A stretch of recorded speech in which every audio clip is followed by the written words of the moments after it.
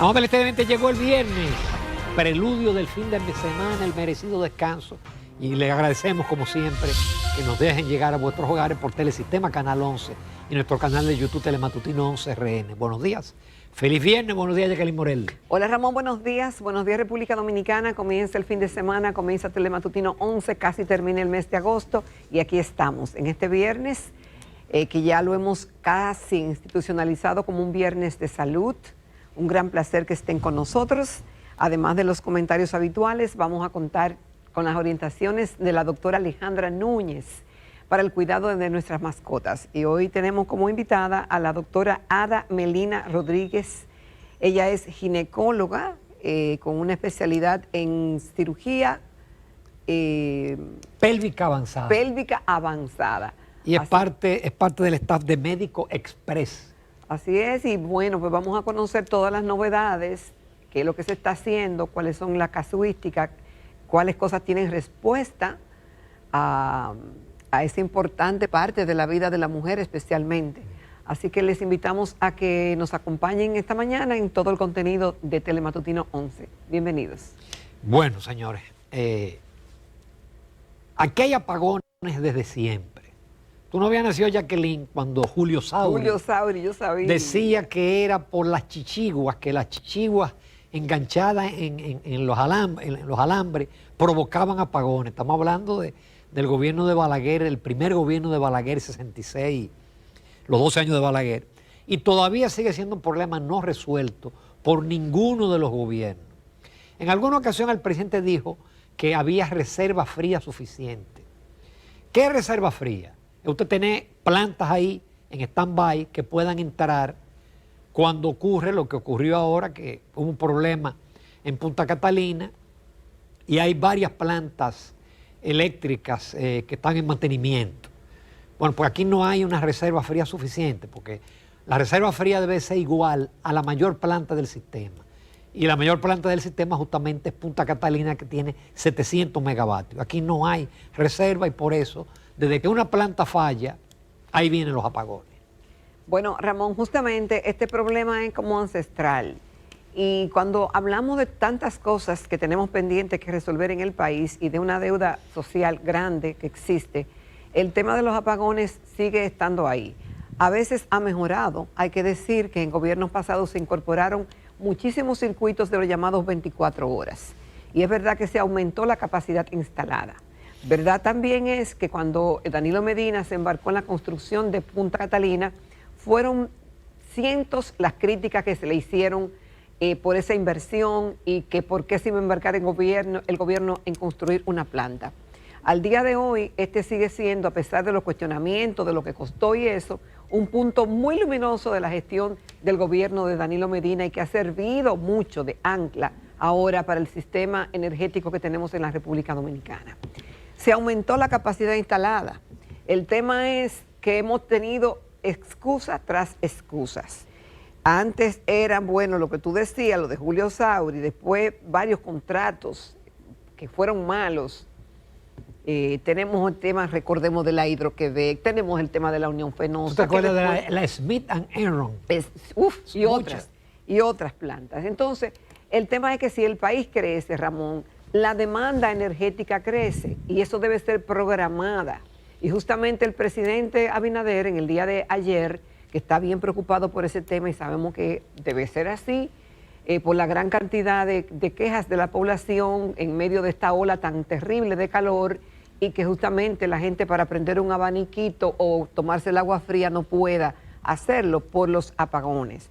Entonces no se han hecho muchas cosas y muchas de las cosas los gobiernos la han dejado a un lado por el tema político, como cobrar la energía eléctrica a todo el mundo. Entonces se hicieron Fíjate que normalmente los que queman goma, la mayoría de los que queman goma por los apagones, son los que no pagan el servicio. Exactamente. Entonces, el tema es que no se han adicionado las plantas suficientes que demanda el sistema, porque un sistema organizado habrá de contemplar que hay plantas que salen por emergencia, que no están contempladas, el imprevisto, otras que tienen su mantenimiento programado, y el crecimiento del país, la hora pico, la demanda por el calor, bueno, ahora el presidente dice que también por el sargazo, Y Bueno, bueno, es que el sargazo provocó problemas en Punta en Catalina. Punta Catalina. Provocó problemas. Así es. Entonces, el tema, Ramón, es que el presidente habló de la tardanza en la entrada de los 600 nuevos megavatios. Y esos 600 nuevos megavatios son única irresponsabilidad del gobierno que hayan entrado o no a esta altura de juego. No, es el sector privado. Para el presidente no. Ay, pero ¿de quién rige? ¿Quién le dice? Vamos a ver, ¿cuándo tú me entregas? Sí. ¿Cómo Pero es lo que está pasando? lo que pasa, Jacqueline, que el presidente no está bien informado. Van a entrar en el resto del año, este dato me lo dio mi asesor energético, Bernardo Castellanos, van a entrar a 185 megavatios de la planta Collentry. ¿Te acuerdas que la Collentry? Ay, sí. Durante décadas había que pagar $8 millones mensuales apagada. Sí, porque era de pésimo gasoil. contrato, Después ya se cambió, que no fue al Congreso. por se cierto. cambió a gas natural porque hay un ducto que va desde Punta Caucedo hasta San Pedro de Macorís. Va a entrar otra planta, la CIBA de Boca Chica, 60 megavatios. Pero lo que completa los 600 son 414 megavatios ¿Y de dónde van a salir eso? en Manzanillo. Pero ¿y eso está terminado, No, construido, no, comenzado? eso va a estar en el 27, con suerte en el 2027. Entonces, Bueno, pero tanto el presidente Luis Abinader como Celso Marrancini han dicho que a finales de este año el problema como que está más resuelto. Y el tema es que si yo no lo voy a entender a menos que entren unidades que dan respuesta a la demanda real del país. Porque esa demanda, y el presidente dio el dato de cuánto era la demanda en el 2020 y cuánto es ahora. Eso atestigua que el país ha crecido, pero también confirma de que no se ha hecho lo suficiente para dar respuesta a ese crecimiento. cada año hay que adicionar 400, 500 Exactamente, megavatios. ese es el Y no se está haciendo. O se hace de manera retrasada. Va a mejorar, pero nosotros vamos a seguir hasta que el país no tenga una reserva fría suficiente. Cada vez que salga una planta de las de Punta Catalina o haya 2 plantas en mantenimiento, que eso debería de coordinarse más, vamos a tener los apagones. Y mientras se sigan robando la energía, las pérdidas en el 2019 eran 32%, la pérdida ahora en junio son 42%. No hay que se le cobre, Ramón, a las instituciones, a los partidos políticos, a las fundaciones y a otras entidades que no pagan. Me cuentan de una muy famosa que tuvo que recurrir al sector privado porque debía más de 70 millones de pesos y no se atrevían a cortarle la luz. No, y Esos son de los que están reclamando ahora, no voy a decir cuál es, para que terminen los apagones. Pero no pagaba. Jacqueline, tú tienes las No conexiones pagaba. ilegales. Mira, Sí. tú tienes, por ejemplo, en barrios, soldadores. La soldadura es una de las cosas que más energía consume. Hoy sí. Y usted tiene soldadores, usted tiene industrias que se instalan en barrios para no pagar energía. Para no pagar Entonces, energía. por eso es que tenemos ese problema. El déficit eléctrico y el subsidio representa un 40% del déficit fiscal. Y fíjate que en ningún país del mundo, incluyendo la región, nadie conoce los nombres de las plantas. Y nosotros la conocemos. El dominicano común sabe Itabo, Jaina, Puerto Plata. Sí. Somos expertos todos energéticos. No, y todos te dicen, supongo que se pinchó. Ya todo el mundo, Un pinche. sabe. Por otro Pinche lado, la caldera. mira, hoy hay una información en el periódico Listín Diario que revela que el tema de las parturientas eso no ha disminuido.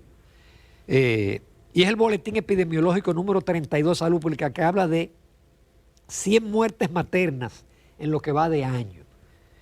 Y de esos 52%, es decir, 52 son dominicanas y 48 son haitianas. Lo cual indica que el tema de las parturientas sigue siendo un tema grave. Ha disminuido en la capital por el tema migratorio, pero en el interior, en la frontera, sigue siendo un problema de salud y un problema presupuestario, porque estamos gastando dinero que no tenemos con las parturientas haitianas. Y hay que crear conciencia de que las mujeres embarazadas necesitan un seguimiento, Ramón. Sí. Y una atención. Y si importamos mujeres y tenemos mujeres aquí de comunidades quizá apartadas que no tienen acceso a eso, y decir que tienen que chequearse y tienen que cuidar esos factores de riesgo, que deben ser lo más probable que existan estadísticas y que nos puedan dar cuenta de por qué, tal vez nuestra invitada pueda ayudarnos a esclarecer el tema, por qué muere una mujer en el parto o posparto. En el caso de las haitianas es evidente que ellas no tienen un chequeo médico previo y cuando ya están casi en labor de parto, y tienen muchísimas deficiencias vitamínicas, etcétera.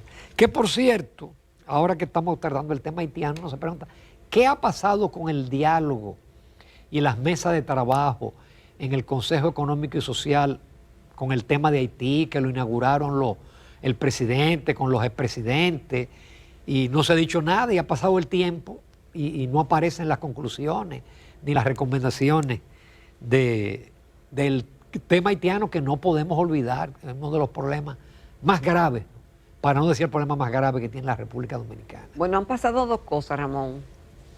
O no se está haciendo nada, o se está haciendo y no se está publicando, porque obviamente no tenemos la información de rigor para decir, bueno, no se ha emitido ningún boletín que sepamos hasta ahora de que se estén reuniendo y de que se esté haciendo el trabajo, pero es posible que se esté haciendo. No vamos a hablar en términos absolutos porque el dato no está confirmado.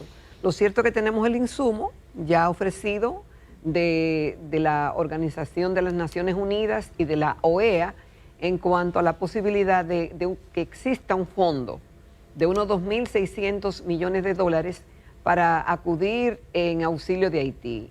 Primero, a pacificar un poco el tema de la seguridad, que será el desmembramiento de las bandas. Vamos a ver si logran eso, que ha costado en lo que va de 2025 más de 5.000 muertes, especialmente mal contados. En Puerto Príncipe, donde está copado casi un 90% por las bandas criminales haitianas lideradas por Barbecue.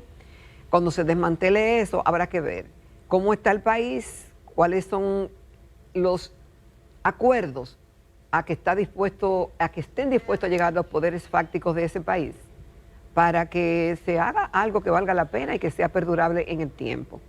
Ya veremos. La barbarie en Haití llegó a un punto. ¿Tú recuerdas el caso de un líder de banda que porque el hijo se murió y le dijeron que fue un mal de ojo, un vudú que le echaron, y ese tipo entró a un barrio y asesinó 100 y pico de personas, entre ellos envejecientes, niños, mujeres? Las asesinó porque el hijo se murió de que por brujería que le echaron de ese barrio. Señores, por otro lado, qué pena lo que está pasando en Colombia. Colombia ya había sido pacificado, sí. Las guerrillas habían entregado. Se habían calmado, sí. Aunque no se había acabado, no se había erradicado completamente, pero Colombia era otro. Y ahora ha retrocedido. De hecho, el turismo, los dominicanos estaban viajando a Colombia, porque Colombia es muy barato. La devaluación hace que Colombia sea barato. Bueno, recordemos que recientemente fue asesinado un senador que era precandidato, Miguel Uribe Turbay. Pero en esta semana en Cali atacaron un helicóptero en Antioquía y murieron 12 policías. Y en el día de ayer, ahí tenemos las imágenes en Cali, que es una de las ciudades más importantes. Recuérdense que ahí era que operaba el cartel de Cali. Unos desconocidos lanzaron 2 cilindros bomba contra la base aérea militar Marco Fidel Suárez y hay 6 muertos y más de 60 heridos. Mira, yo creo que con el gobierno de Petro se retrocedió. Sí, ¿no? Claro. Petro era guerrillero, ¿eh? Recordemos que Petro era guerrillero. Hubo hubo gente que se ilusionó, pero hasta ahora y las acciones, los planes se miden por los resultados. Como me dice un amigo, lo que se pueda medir. Y lo que se pueda medir en Colombia es que ha habido un retroceso. Ha habido un retroceso y no solamente la muerte, caramba, lamentable, de Miguel Uribe Turbay, que, óyeme, las redes están llenas de todas sus entrevistas, sí, de sus testimonios. La verdad, iba a ser presidente. Era brillante. Iba a ser presidente ese muchacho. Joven, 30 y pico de años. Carisma, 38 años. 38 años. Muy carismático, muy carismático. Y ahora, bueno, con este recrudecimiento de la violencia, pues vuelve otra vez a Colombia a retroceder después de tantos esfuerzos porque viviera en normalidad, porque pudiera recibir los ingresos del turismo. Colombia es un país precioso, muy rico, Óyeme, pero tiene un cáncer, que es el narcotráfico, ahí dentro, un cáncer con metástasis, que no ha podido ser erradicado. Ellos tienen gas natural. Son los mayores exportadores de flores del mundo. Es decir, Colombia debía ser un país de altos ingresos, pero la guerrilla es endémica y entonces el narcotráfico es una cosa terrible. Hay producción de coca todavía en Colombia. Nos vamos primero con Alejandra Núñez, que desde BARC, desde la veterinaria, va a explicar una serie de productos que la gente le da a las mascotas y que son tóxicos. Y no se pierdan. ¿Productos o alimentos, Ramón? Sí, por ejemplo, el chocolate es tóxico. Ah, pero eso es alimentos. No me digas. Sí, ahí va ella enumerar una serie de alimentos que la gente le da a los animales, a las mascotas, y no sabe que son tóxicos. No se pierdan, damas y caballeros, porque también los caballeros ven esta entrevista, pero con la doctora Adamelina Rodríguez, ella es ginecóloga, especialista en cirugía pélvica avanzada, del Médico Express que dirige nuestro amigo Alejandro Cambiaso. Adelante con Alejandra Núñez Gutiérrez.